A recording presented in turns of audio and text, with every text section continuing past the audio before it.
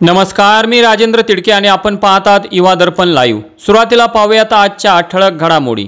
पंतप्रधान मोदींनी मागितली जाहीर माफी। छत्रपतींचा पुतळा पडल्याच्या घटनेवर खेद व्यक्त करत म्हणाले, मी नतमस्तक होऊन माफी मागतो। समाजाचा पाऊण तास विरोध तरीही जरांगे पाटील उपोषणावर ठाम। 29 सप्टेंबर पासून अंतरवाली सराटीत 6वे उपोषण। पवार ठाकरे पटोलेंच्या आंदोलनाला पोलिसांनी परवानगी नाकारली। आझाद मैदानावर निदर्शने करता येणार। बनावट दिव्यांगत्वाचा संशय। 2 IAS 8 तहसीलदारांसह 359 अधिकारी कर्मचाऱ्यांच्या प्रमाणपत्रांची होणार फेर तपासणी। मोदींच्या दौऱ्यापूर्वी काँग्रेस नेत्यांची धरपकड। मुंबईतील अनेक नेते स्थानबद्ध। वर्षा गायकवाड पोलिसांच्या वाहनातून शिवाजी पार्कवर। सर्वोच्च न्यायालयात 83,000 केस पेंडिंग। आतापर्यंतची सर्वात मोठी संख्या। हायकोर्ट आणि ट्रायल कोर्टातही 5 कोटी केसेस। शरद पवारांनी झेड सिक्युरिटी घेण्यास दिला नकार। म्हणाले, आधी बघतो कसला धोका आहे। सुरक्षा दलाची गाडी वापरण्यास नकार। POPचे नियम न पाळणाऱ्या मंडळांना जरब बसेल असा दंड लावा। नागपूर खंडपीठाचे आदेश। पर्यावरणपूरक उत्सव साजरा करण्याचा आग्रह। आणि रेवंत रेड्डींनी सुप्रीम कोर्टाची बिनशर्त माफी मागितली। म्हणाले, माझ्या विधानाचा चुकीचा अर्थ लावला गेला। आणि आता बातमीपत्र बीड जिल्ह्याचं आणि राज्यातील इतर घडामोडींचं सविस्तर। बीड तालुक्यातील लिंबागणेश येथे आज शुक्रवार दिनांक 30 ऑगस्ट 2024 रोजी सकाळी गणेश उत्सवासह येणाऱ्या सणांच्या पार्श्वभूमीवर मारुती मंदिरात नेकनूर पोलीस ठाण्याचे सहाय्यक पोलीस निरीक्षक चंद्रकांत गोसावी यांच्या मार्गदर्शनाखाली शांतता कमिटीची बैठक संपन्न झाली। यावेळी पोलीस उपनिरीक्षक रोकडे यांनी लिंबागणेश येथील गणेश उत्सवादरम्यान कार्यक्रमाची सविस्तर माहिती घेतली। ग्रामस्थांनी केलेल्या सूचनांचे पोलीस प्रशासनाकडून आवश्यक ती उपाययोजना करण्याचे आश्वासन दिले। यावेळी ग्रामस्थांना मार्गदर्शन करताना पोलीस अधीक्षक बीड यांच्या मार्गदर्शक सूचनांचे काटेकोरपणे पालन करण्यात यावे। ध्वनी प्रदूषण बाबतीत काळजी घ्यावी। DJ लावण्यास परवानगी नसून कायद्याचे उल्लंघन झाल्यास गुन्हे दाखल करण्यात येतील। सोशल मीडियावर आक्षेपार्ह पोस्ट दिसून आल्यास कायदा हातात न घेता पोलिसांकडे संपर्क साधावा। महिलांना सन्मानाची वागणूक द्यावी। गावात होर्डिंग्ज लावण्यापूर्वी ग्रामपंचायतीची परवानगी घेणे बंधनकारक आहे। लिंबागणेश येथील भालचंद्र गणपतीची महिमा सर्वदूर असून शांततेची परंपरा कायम राखत संयमाने उत्सव साजरा करावा। कुठलेही गालबोट लागू नये यासाठी सर्वांनी प्रशासनाला सहकार्य करावे। गणेश मंडळांचे पदाधिकारी यांनी स्वयंसेवक नेमून नियंत्रण ठेवावे। पोलीस प्रशासन कायम आपणास सहकार्य करील असे आश्वासन यावेळी दिले। यावेळी पोलीस उपनिरीक्षक आप्पासाहेब रोकडे, सरपंच बालासाहेब जाधव, राजेभाऊ गिरे, कल्याण वाणी, उपसरपंच बाळकृष्ण थोरात, विक्रांत वाणी, पत्रकार Hariom Kshirsagar, doctor Ganesh Dhawale, police head constable Dhakne, Raut, Dongre, Munde आदींसह ग्रामस्थांची मोठ्या संख्येने उपस्थिती होती।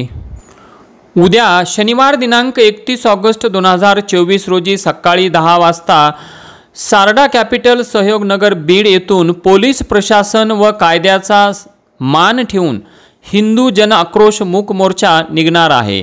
देशभरात हिंदूंवरील अन्याय, अत्याचार, धर्मांतरण, हिंदू मंदिरांवरील अतिक्रमणे, हिंदू मुलीवरील अत्याचार, घुसखोरी, आतंकवाद, बांगलादेशातील हिंदूवरील अत्याचार व कलकत्ता येथील महिला डॉक्टरवरील हत्या व अत्याचार आणि साधू संत महंतांवरील खोटे व चुकीचे गुन्हे यांच्यावर होणारे हल्ले, गोवंश हत्या अशा अनेक ज्वलंत प्रश्नांविषयी आवाज उठवण्यासाठी सर्व हिंदूंनी जातपात बाजूला ठेवून हिंदू धर्म, देव आणि देश हितासाठी एकत्र येऊन सकल हिंदू समाज म्हणून सर्वांनी या मोर्चात सहभागी व्हावे असे आवाहन परशुराम गुरखुदे यांनी केले आहे।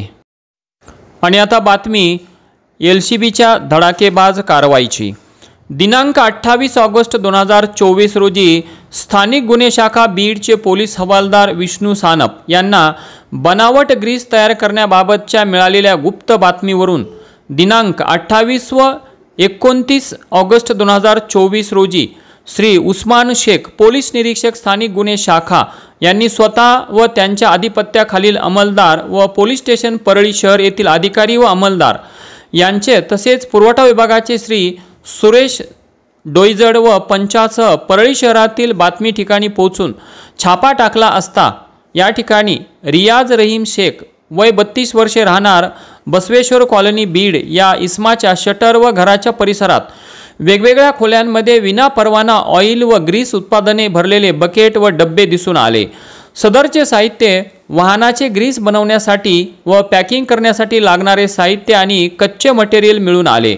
आरोपी रियाज रहीम शेख राहणार बसवेश्वर कॉलनी परळी यांच्या ताब्यातून बनावट ग्रीस व ऑइल तयार करण्यासाठी लागणारे ग्रीस, वेगवेगळ्या रंगाचे पावडर, केमिकल व काळसर तेलकट उग्र वास येत असलेले पदार्थ असे एकूण 7,82,085 रुपयांचे मुद्देमालांसह बनावट ग्रीस व ऑइल हे त्याच्या स्वतःच्या व इतरांच्या जीवितास धोका निर्माण होईल अशा रीतीने ज्वलनशील पेट्रोलियम पदार्थ उत्पादन व साठवणूक करत असताना साहित्यांसह मिळून आल्याने त्याच्या विरुद्ध पोलीस स्टेशन परळी शहर येथे कायदेशीर कारवाई करण्यात आली। सदरची कामगिरी ही पोलीस अधीक्षक बीड अविनाश बारगळ, अप्पर पोलीस अधीक्षक बीड सचिन पांडकर यांच्या मार्गदर्शनाखाली पोलीस निरीक्षक उस्मान शेख, स्थानिक गुन्हे शाखा बीड, पोलीस हवालदार विष्णू सानप, गणेश हांगे तसेच पोलीस स्टेशन परळी शहर येथील सहाय्यक पोलीस निरीक्षक शिंदे, सहाय्यक पोलीस निरीक्षक गुट्टेवार, पोलीस हवालदार गीते, एलमटे, भताने व पुरवठा विभागाचे लिपिक श्री सुरेश डोईजड यांनी केली। बीड जिल्ह्यामध्ये विविध समाजांचे तसेच राजकीय पक्षांचे संघटनांचे होणारे संभाव्य आंदोलने आणि पोळा सण साजरा होणार असून या दरम्यान कायदा व सुव्यवस्था अबाधित राहावी यासाठी बीडचे अप्पर जिल्हा दंडाधिकारी शिवकुमार स्वामी यांनी दिनांक 29 ऑगस्ट 2024 चे 1 वाजल्यापासून ते 12 सप्टेंबर 2024 चे 24 वाजेपर्यंत बीड जिल्ह्यात मनाई आदेश जारी केले आहेत। बीड जिल्ह्यात या कालावधीत महाराष्ट्र पोलीस कायदा 37(1)(3) अन्वये काढण्यात येणाऱ्या प्रतिबंधात्मक आदेशामध्ये मोर्चे, निदर्शने, आंदोलने, धरणे आंदोलने यासारख्या आंदोलनामध्ये 5 किंवा त्यापेक्षा अधिक व्यक्तींचा समावेश असलेल्या कोणत्याही जमावास परवानगीशिवाय एकत्र येण्यास निर्बंध राहील। बीड जिल्ह्यात कायदा व सुव्यवस्था अबाधित राहावी याकरिता कलम 37(1)(3) अन्वये मनाई आदेश जारी करण्यात आले आहेत। राज्याचे उपमुख्यमंत्री अजित पवार हे काल शुक्रवार दिनांक 29 ऑगस्ट 2024 रोजी जनसन्मान यात्रेनिमित्त बीड जिल्हा दौऱ्यावर आलेले असताना त्यांना महाराष्ट्रामधील व बीड जिल्ह्यातील विविध 13 मुद्द्यांवर ऑल इंडिया पॅन्थर सेनेच्या वतीने निवेदन देण्यात आले। यावेळी बीड जिल्हा अध्यक्ष नितीन सोनवणे, बीड तालुका अध्यक्ष महिला आघाडी कावेरी जाधव, बीड तालुका उपाध्यक्ष निसार शेख, शहर अध्यक्ष सोशल मीडिया उमेश पारिक, शहर अध्यक्ष कोमल तुरुकमारे, दीपक वाघमारे व संघटनेतील कार्यकर्ते व पदाधिकारी यांची मोठ्या संख्येने उपस्थिती होती। आणि याचबरोबर आजचं बातमीपत्र संपलं। उद्या पुन्हा भेटू काही नव्या आणि ताज्या घडामोडींसह। तोपर्यंत पाहत राहा युवा दर्पण लाईव्ह चॅनल, लाईक करा, सबस्क्राईब करा आणि खाली दिलेल्या बेल आयकॉनला प्रेस करा। तोपर्यंत नमस्कार।